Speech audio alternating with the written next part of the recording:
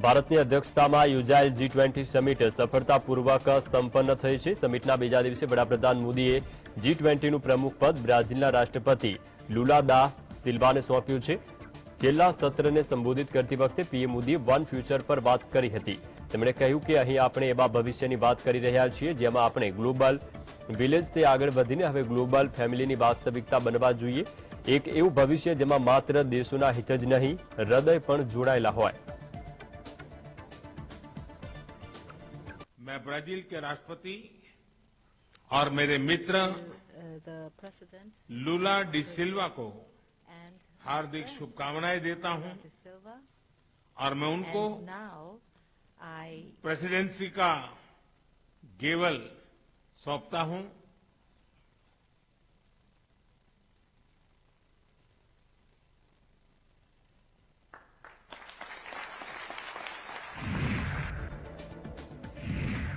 दिल्ली में योजाયેલા G20 शिखर सम्मेलनના સમાપનના સંબોધનમાં વડાપ્રધાન મોદીએ જણાવ્યું કે 2 દિવસમાં ઘણા મુદ્દાઓ પર ચર્ચા કરવામાં આવી અને એ મુદ્દે સૂચનો પણ આપવામાં આવ્યા છે। અમારી આ જવાબદારી છે કે પ્રતિનિધિઓ દ્વારા જે સૂચનો રજૂ કરવામાં આવ્યા છે તેના પર કામ કરવામાં આવે।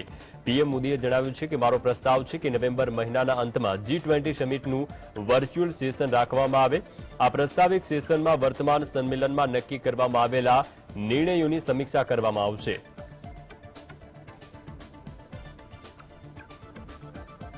इन 2 दिनों में आप सभी ने अनेक बातें यहां रखी हैं, सुझाव दिए हैं, बहुत सारे प्रस्ताव रखे हैं। हमारी ये जिम्मेदारी है कि जो सुझाव आए हैं उनको भी एक बार फिर देखा जाए कि उनकी प्रगति में गति कैसे लाई जा सकती है। मेरा प्रस्ताव है कि हम नवंबर के अंत में G20 का एक वर्चुअल सेशन और रखें। उस सेशन में हम इस समिट के दौरान तय विषयों की समीक्षा कर सकते हैं। पीएम मोदीए जણાવ્યું કે દિલ્હીમાં યોજાયેલા 2 દિવસીય G20 સમિટના સપ્તાહની સમાપનની જાહેરાત કરવામાં આવી છે। બધા જાણે છે કે નવેમ્બર 2023 સુધી G20ની અધ્યક્ષતાની જવાબદારી ભારત પાસે હતી। One earth one family one ફ્યુચરનો રોડમેપ સુખદ પરિણામ આપે અને સમગ્ર વિશ્વમાં આશા શાંતિ સ્થાપિત થાય તેવી અમારી આશા છે। 140 કરોડ ભારતીય લોકોની પણ આ જ કામના છે। हमारी ये जिम्मेदारी है कि जो सुझाव आए हैं उनको भी एक बार फिर देखा जाए कि उनकी प्रगति में गति कैसे लाई जा सकती है। मेरा प्रस्ताव है कि हम नवंबर के अंत में G20 का एक वर्चुअल सेशन और रखें। उस सेशन में हम इस समिट के दौरान तय विषयों की समीक्षा कर सकते हैं। इन सब की डिटेल्स हमारी टीम आप सभी के साथ शेयर करेगी। मैं उम्मीद करता हूं कि आप सब इससे जुड़ेंगे। योर हाइनेसेस, एक्सेलेंसीज, इसी के साथ मैं G20 समिट के समापन की घोषणा करता हूं। One earth, one family, one future का रोड मैप सुखद हो। स्वस्ति अस्तु विश्वस्य, यानी संपूर्ण विश्व में आशा और शांति का संचार हो। G20 સમિટમાં બ્રાઝિલના રાષ્ટ્રપતિ લુલા ડી સિલ્વાએ જણાવ્યું કે જ્યારે હું મહાત્મા ગાંધીને શ્રદ્ધાંજલિ પાઠવવા માટે રાજઘાટ ગયો ત્યારે ખૂબ જ લાગણીશીલ થઈ ગયો। બધા લોકો જાણે છે કે મારી રાજકીય કારકિર્દીમાં મહાત્મા ગાંધીનો ખૂબ જ મહત્વપૂર્ણ ફાળો છે। ગાંધી અહિંસાના પ્રેરણા સ્ત્રોત હોવાથી તેઓ મારા રોલ મોડેલ સમાન હતા। જ્યારે હું લેબર મૂવમેન્ટની આગેવાની કરી રહ્યો હતો ત્યારે ગાંધીજીના ઘણા સિદ્ધાંતોનું પાલન કર્યું। G20ની અધ્યક્ષતા મેળવ્યા બાદ અમે ભારતની જેમ જ તેનું યોગ્ય સંચાલન કરવાનો પ્રયાસ કરીશું। And I would like to say, Prime Minister Modi, that I personally am very much touched emotionally when I want to pay a homage to our dear Gandhi, that we pay the homage today. Everybody knows that in my political life, Mahatma Gandhi has great meaning because the struggle with non-violence was a role model that I followed for many decades when I was in the labor movement, and that's why I'm very much touched and emotional and I'd like to thank you for the opportunity to pay this homage that we did today. દિલ્હીમાં યોજાયેલી G20 સમિટની બેઠકમાં બ્રાઝિલના રાષ્ટ્રપતિ Lula D સિલ્વાએ જણાવ્યું કે આપણે એવી દુનિયામાં જીવી રહ્યા છીએ જ્યાં ધન વધુ કેન્દ્રિત છે. આ સાથે જ લાખો લોકો પાસે હજુ પણ ખોરાકની વ્યવસ્થા નથી. જો આપણે આવકની અસમાનતા, આરોગ્ય સંભાળ, શિક્ષણની તકની અસમાનતા જેવા મુદ્દા પર ભાર આપીશું ત્યારે જ આ સમસ્યામાં ઘટાડો થશે. मैं ब्राजील के राष्ट्रपति और मेरे मित्र लूला डी सिल्वा को हार्दिक शुभकामनाएं देता हूं और मैं उनको प्रेसिडेंसी का गेवल सौंपता हूं.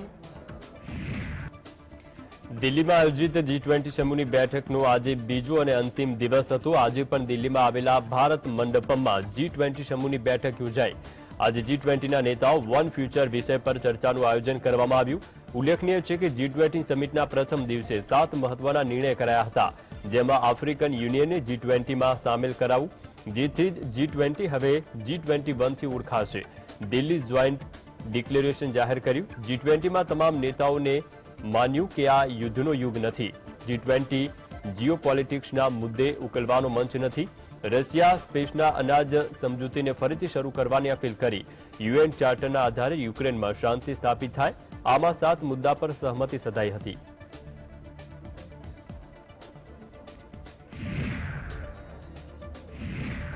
G20 રિસર્ચ ગ્રુપના ડેપ્યુટી ડિરેક્ટર અને કેમ્બ્રિજ યુનિવર્સિટીના ઇન્ટરનેશનલ પોલિટિક્સના આસિસ્ટન્ટ પ્રોફેસર ડિસ્ટન નેલોરે જણાવ્યું હતું કે દિલ્હી ઘોષણાપત્ર પીએમ મોદી અને ભારત માટે મોટી ઉપલબ્ધિ સમાન છે.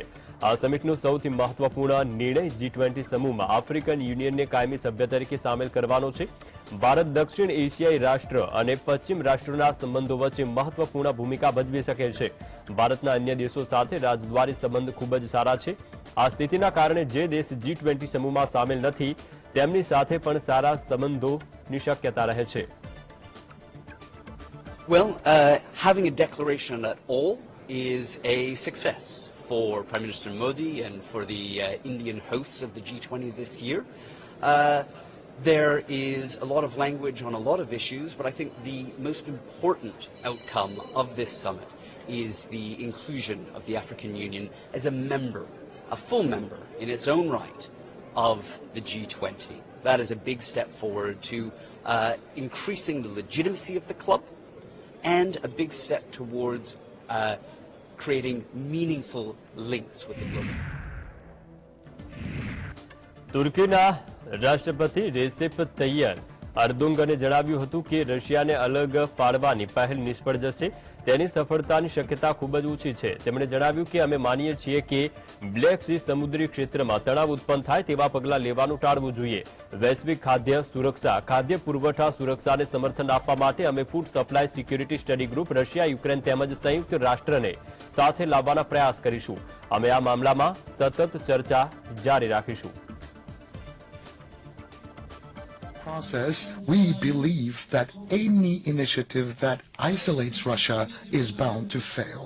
Its success is of a very little possibility. We believe that any step that may escalate the tensions in the Black Sea should be avoided. We have meticulously executed the Montreux Convention, and we remained in full dialogue with all of the parties, and thus we never allowed escalation to take place. In order to support the global food supply security, we are going to bring together the Food Supply Security Study Group.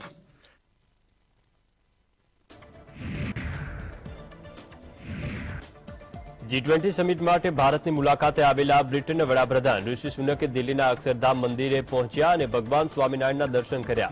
ઋષિ સુનક પત્ની અક્ષતા મૂર્તિ સાથે અક્ષરધામ મંદિરે પહોંચ્યા હતા. ઋષિ સુનકે પોતાના ભારત પ્રવાસના પ્રથમ દિવસે જ કહ્યું હતું કે તેમને હિન્દુ હોવા પર ગર્વ છે અને G20 સમિટ વચ્ચે તેઓ ભારતના એક મંદિરની મુલાકાત લેવાની પણ વાત કહી હતી.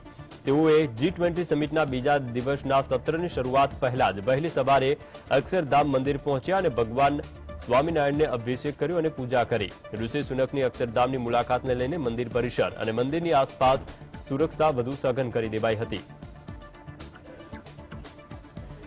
रिसीव किया विथ ऑनर. क्या कुछ अंदर कैसी पूजा रही उसकी? देखिए उनकी पूजा बहुत रही, इतनी रही कि उनके साथ में जो उनके सब थे वो लोग कह रहे थे कि भाई साहब हमारे पास समय कम है.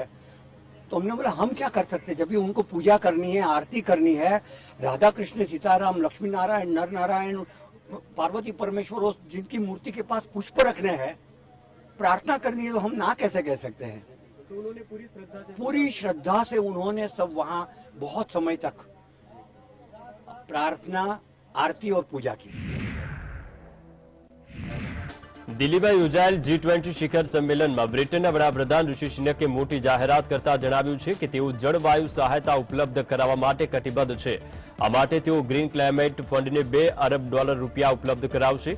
ભારતમાં આવેલા બ્રિટિશ હાઈ કમિશન તરફથી જાહેર કરવામાં આવેલી માહિતી પ્રમાણે G20 સમિટ દરમિયાન વડાપ્રધાન સુનકે નેતાઓને આ વર્ષે ડિસેમ્બરમાં COP28 સમિટ પહેલા સાથે મળીને કામ કરવાની હાકલ કરી છે. તેમણે કહ્યું છે કે એકજૂટ થઈને કામ કરીશું તો કાર્બન ઉત્સર્જનને ઘટાડી શકાશે અને જળવાયુ પરિવર્તનના પરિણામો છે તેમનો સામનો કરવા માટે પણ નબળા અર્થતંત્રનો સમર્થન આપી શકીશું. COP15માં કોપનહેગન સમજૂતી બાદ 194 દેશો દ્વારા GCFની સ્થાપના કરવામાં આવી હતી.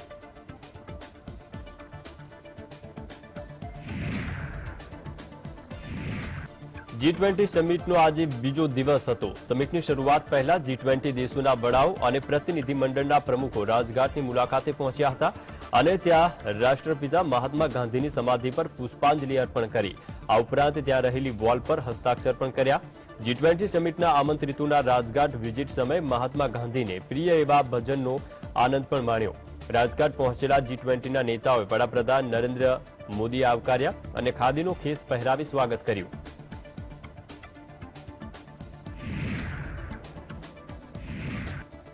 G20 બેઠકના બીજા દિવસે વડાપ્રધાન નરેન્દ્ર મોદીએ ભારત સાથે સંબંધિત લગતા મુદ્દા પર અનેક કરાર કર્યા હતા. મળતી માહિતી પ્રમાણે વડાપ્રધાન મોદી અને ફ્રાન્સના રાષ્ટ્રપતિ ઇમેન્યુએલ મેક્રોન આજે ભારત મંડપમ ખાતે G20ની સમિટની બેઠક સિવાય અલગથી પણ દ્વિપક્ષીય બેઠક કરવાના હતા. આવી ચર્ચામાં ભારતીય વાયુસેના માટે રાફેલ જહાજો અને સબમરીન ઉપરાંત સ્વચ્છ ઉર્જા માટે પરમાણુ ઉર્જાની જરૂરિયાત પર ભાર મૂકવામાં આવ્યો. વિશ્વસનીય સૂત્રો પાસેથી મળેલી માહિતી અનુસાર પીએમ મોદી G20 સમિટ દરમિયાન મહત્વપૂર્ણ મુદ્દા પર મેક્રોન સાથે વાતચીત કરી. આ વાતચીતમાં બંને નેતાઓ વચ્ચે આ મુદ્દા પર ચર્ચા થઈ. મળતી માહિતી પ્રમાણે વડાપ્રધાન મેક્રોન સાથે બેઠકમાં ભારતીય વાયુસેના માટે 5મી પેઢીના ફાઇટર એરક્રાફ્ટના સંયુક્ત ઉત્પાદન માટે ટેકનિકલ અને ઇન્ફ્રાસ્ટ્રક્ચર સપોર્ટ સાથે જ ભારતીય નૌકાદળ માટે 3 સબમરીન P-75નું નિર્માણ અને જૈતાપુર પાવર પ્રોજેક્ટમાં નાગરિક પરમાણુ કરારનો વિકાસ, આંતરરાષ્ટ્રીય સૌર ઉર્જા મિશનમાં ભારત સાથે ભાગીદારી વગેરે મુદ્દા પર ચર્ચા થઈ.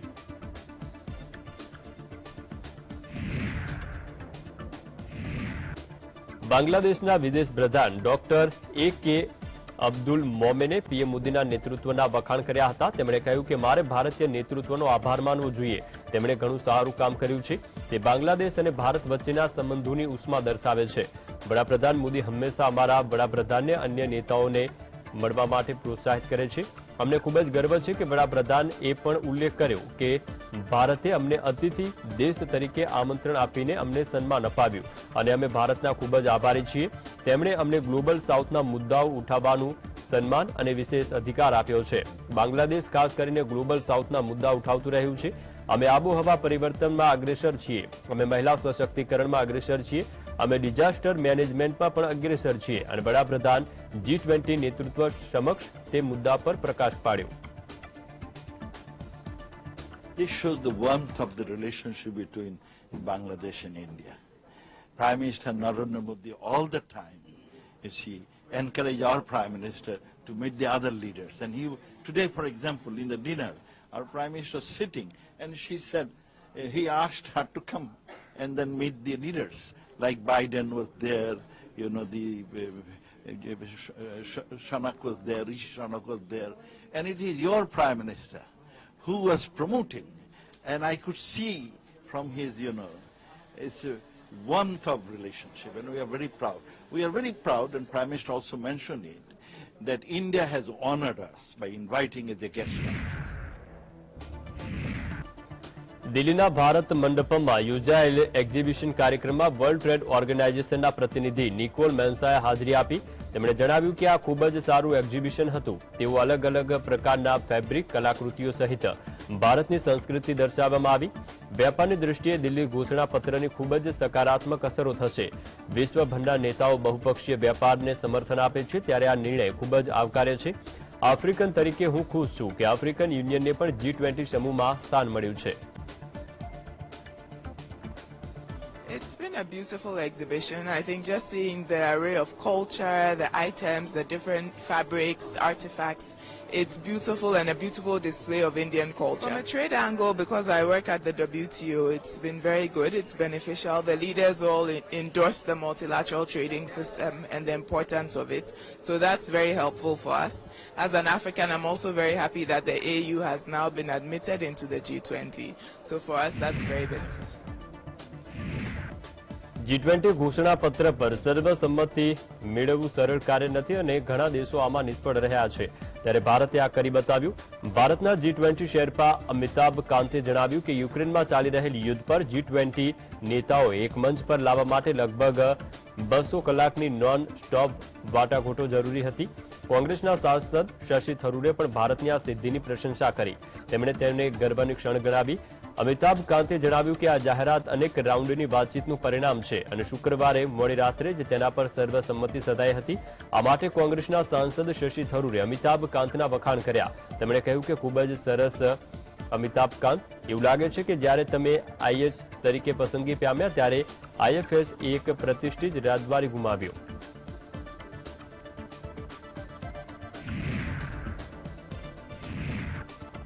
શિવસેનાના નેતા સંજય રાઉતે સામનામાં G20 સમિટ અંગે કેન્દ્ર સરકાર સામે નિશાન સાધ્યું છે. રાઉતે દિલ્હીમાં ચાલી રહેલી G20 સમિટને મોદી સરકાર દ્વારા પ્રાયોજિત મનોરંજન કાર્યક્રમ ગણાવ્યો. આ સમિટ માટે દિલ્હીને 4 દિવસ સુધી બંધ કરવાના નિર્ણયને નાકાબંધી ગણાવી. રાઉતે પૂછ્યું કે સરકારને કઈ વાતનો ડર છે, તેવો સવાલ પણ કર્યો છે. તેમણે દાવો કર્યો છે કે 2024માં મધર ઓફ ડેમોક્રેસીમાં મોટું પરિવર્તન આવશે.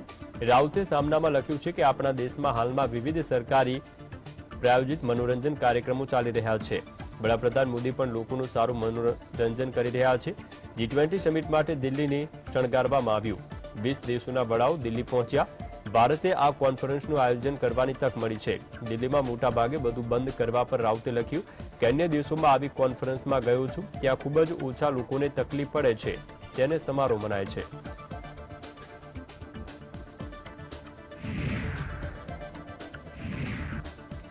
દિલ્હીમાં આયોજિત G20 સંમેલન સાથે જોડાયેલા અહેવાલો વિશ્વભરની મીડિયામાં છવાયેલા છે. અમેરિકી મીડિયામાં લખાયેલા લેખોમાં પરોક્ષ રૂપે ભારતીય કૂટનીતિના વખાણ કરવામાં આવ્યા.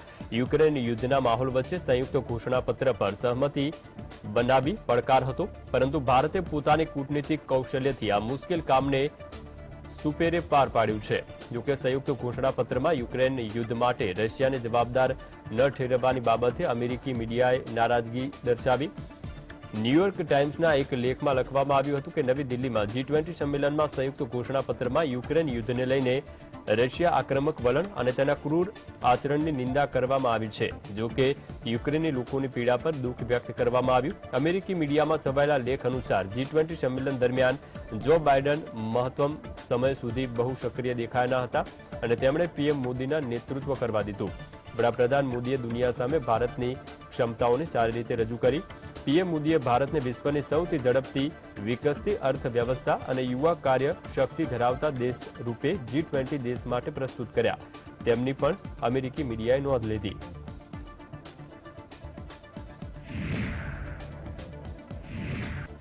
રાજધાની દિલ્હીમાં એક બાજુ G20 ભારતની શાન વધી રહી છે, તો બીજી બાજુ દિલ્હીમાં ફરી એકવાર વરસાદ વિઘ્ન બન્યો છે. રાજધાનીમાં છેલ્લા 2 દિવસથી વરસાદ ખાબકી રહ્યો છે. જોકે વરસાદને પગલે રાજધાનીનું વાતાવરણ છે તેમાં પણ ઠંડક છે. જોકે દેશના અનેક રાજ્યમાં વરસાદની આગાહી છે. રાજધાની દિલ્હીમાં G20 સમિટના અવસર પર હવામાન બદલાયું. શનિવારે રાત્રે અહીં ભારે વરસાદ નોંધાયો. એટલું જ નહીં, હવામાન વિભાગે આજે પણ વરસાદની આગાહી કરી છે. IMD અનુસાર આજે દિલ્હીમાં હળવા વરસાદની સાથે સામાન્ય રીતે વાદળછાયું વાતાવરણ રહેશે. હવામાન વિભાગના તાજેતરના અપડેટ મુજબ આગામી 2 દિવસ રાજધાનીમાં ઝરમર વરસાદની શક્યતા છે અને રવિવાર અને સોમવાર બંને દિવસે સતત વરસાદ પડશે.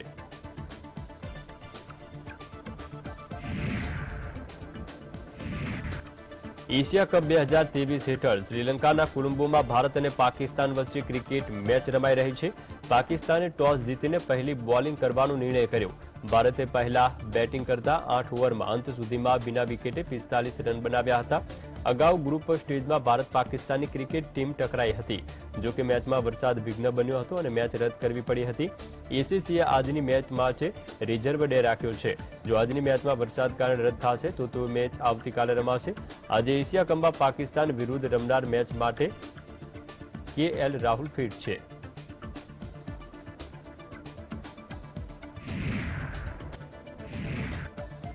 TDP પાર્ટીના નેતા પ્રેમસિંહ જૈને જણાવ્યું છે કે સ્કિલ ડેવલપમેન્ટ કોર્પોરેશનમાં છેતરપિંડીમાં કથિત સંડોવણીના આરોપ હેઠળ આંધ્રપ્રદેશના પૂર્વ મુખ્યમંત્રી ચંદ્રબાબુ નાયડુની જે રીતે ધરપકડ કરવામાં આવી છે એ YSR કોંગ્રેસ પાર્ટીની મોટી હાર દર્શાવે છે. સરકાર દ્વારા કરવામાં આવેલી કાર્યવાહી બાદ લોકો અને પાર્ટીના નેતા કાર્યકર્તાઓએ માર્ગ પર ઉતરી વિરોધ નોંધાવ્યો. જૈને દાવો કર્યો છે કે 45 વર્ષની રાજકીય કરિયરમાં તેમની વિરુદ્ધ ક્યારેય પણ એરેસ્ટ વોરંટ જાહેર કરવામાં આવ્યું નહોતું. ચંદ્રબાબુ નાયડુની કારણ બતાવ્યા વગર જ ધરપકડ કરવામાં આવી. સરકારની આ કાર્યવાહીની વિરુદ્ધ પાર્ટીના નેતા અને કાર્યકર્તા ભૂખ હડતાલ કરશે. આ સાથે જ તેમણે ગંભીર આરોપ લગાવતા કહ્યું કે YSR કોંગ્રેસની સરકાર દારૂ અને ભૂ માફિયાઓનું સમર્થન કરે છે. इस तरह का आरोप लगाकर बिना किसी जानकारी देकर उनको सुबह सुबह गिरफ्तार करना मानसिकता दिखाता है YSRCP गवर्नमेंट की. आज उसके विरोध में तेलुगु देशम पार्टी ने भूख हड़ताल का आयोजन किया है. भारी संख्या में हमारी पब्लिक, हमारी पार्टी के लीडर, हमारी पार्टी के कार्यकर्ता भूख हड़ताल में सम्मिलित होंगे. ભારતીય અવકાશ સંશોધન સંસ્થા ઇસરો દ્વારા માહિતી આપવામાં આવી છે કે ભારત સૌર મિશન આદિત્ય L1એ ત્રીજી વખત ભ્રમણ કક્ષા બદલવાની પ્રક્રિયા સફળતાપૂર્વક પૂર્ણ કરી છે. ઇસરોએ ટ્વીટ કર્યું છે કે આદિત્ય L1એ બેંગલુરુના ઇસ્ટ્રેક સેન્ટરમાં ત્રીજી વખત પૃથ્વીની ભ્રમણ કક્ષા બદલવાની પ્રક્રિયા પૂર્ણ કરી. આદિત્ય L1ની ડી ઓર્બિટ પ્રક્રિયા બેંગલુરુમાં ઇસરોના telemetry, tracking and command network પરથી નિર્દેશિત કરવામાં આવી. આ મિશનની પ્રગતિને મોરિશિયસ બેંગલુરુ પોર્ટ બ્લેરના ઇસરો ગ્રાઉન્ડ સ્ટેશન પરથી ટ્રેક કરવામાં આવી હતી.